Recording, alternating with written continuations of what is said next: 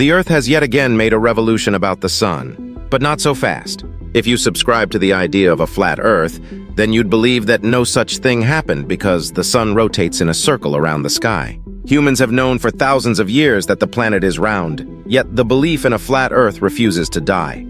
Members of the Flat Earth Society and several celebrities, including Atlanta rapper B.O.B. and NBA player Kyrie Irving, claim to hold such beliefs. Let's examine then how the well-known principles of physics and science would work or not on a flat Earth. Gravity fails. First of all, a pancaked planet might not have any gravity. It's unclear how gravity would work or be created in such a world, says James Davis, a geophysicist at Columbia University's Lamont Doherty Earth Observatory. That's a pretty big deal since gravity explains a wide range of earthly and cosmic observations. The same measurable force that causes an apple to fall from a tree also causes the moon to orbit the Earth and all the planets to orbit the sun. People who believe in a flat Earth assume that gravity would pull straight down, but there's no evidence to suggest it would work that way.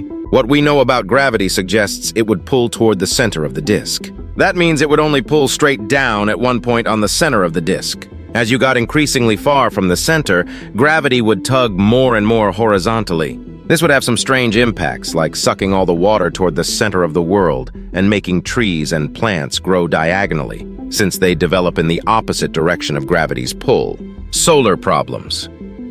Then there's the sun. In the scientifically supported model of the solar system, the Earth revolves around the sun because the latter is much more massive and has more gravity.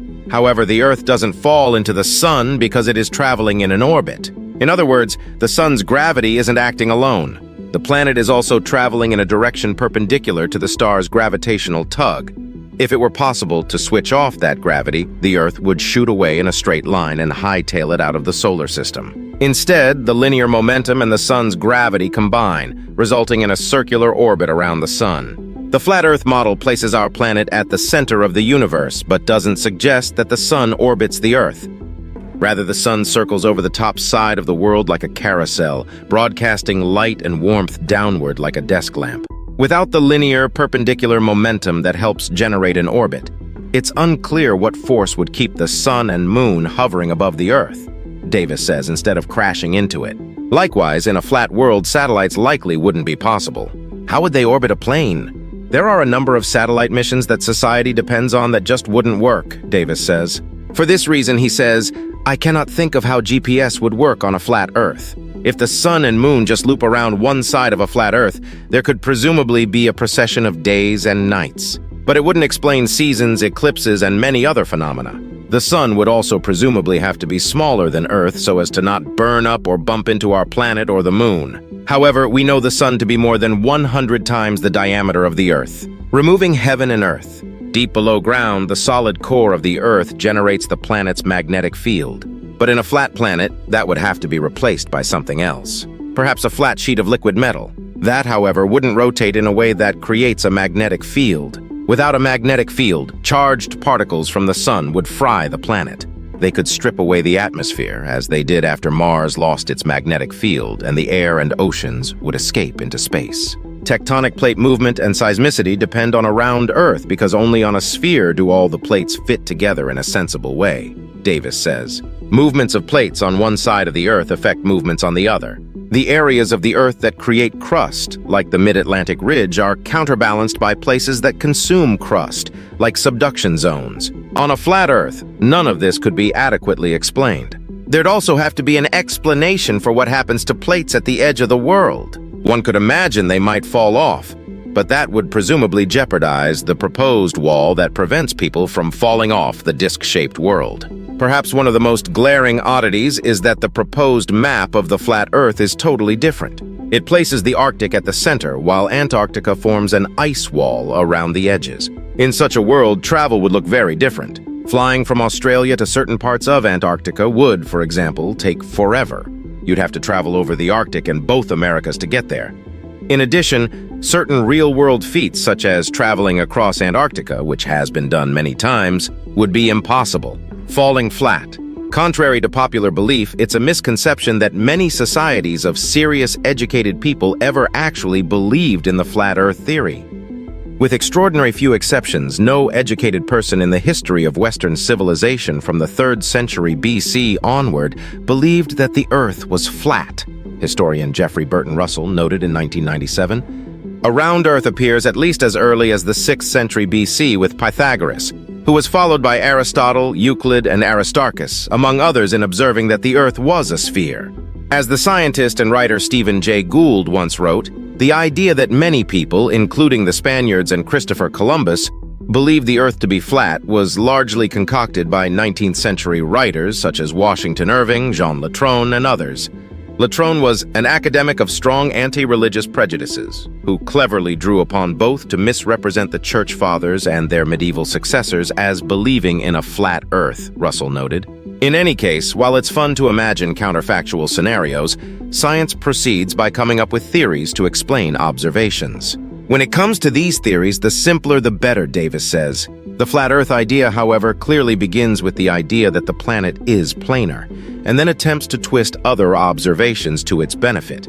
You can find odd explanations for individual phenomena under this framework, says Davis, but it falls apart pretty quickly.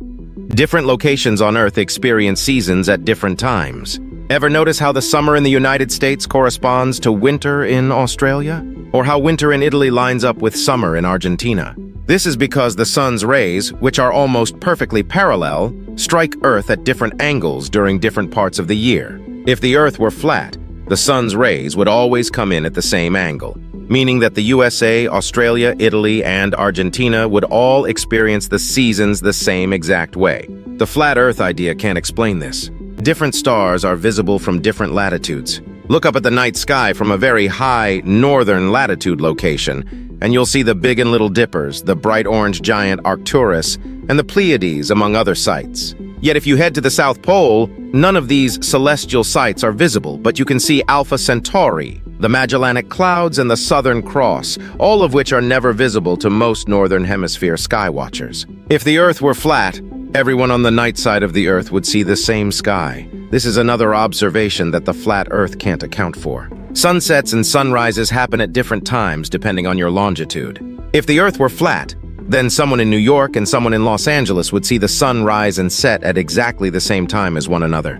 But in practice, the difference is approximately 3 hours. Not only that, but at every point in between, the sun rises, sets at a different time, something that could not happen if the Earth were flat. The fact that it can be evening in New York and late afternoon in Los Angeles, or morning in New York while it's still before dawn in Los Angeles, is something that a flat Earth can't account for. If the Earth were flat, these 5 phenomena would be very different. And yet, they are so simple to verify that any flat Earth believer cannot possibly doubt their veracity. Whether it changes anyone's mind is up for debate. But without resorting to space, circumnavigation, or any advanced scientific experiments, you can experience a whole handful of phenomena that a flat Earth can't account for. With a flat Earth, we'd only get lunar eclipses at midnight. Everywhere would have the same seasons, every location would see the same stars, all high mountain peaks would be visible from one another, and every place on your side of the Earth would see sunrise and sunset at the same time. Since these are false, so is the flat Earth. If this helps even one person challenge their belief that the Earth is flat, it's a remarkable win for knowledge. But don't bet on it.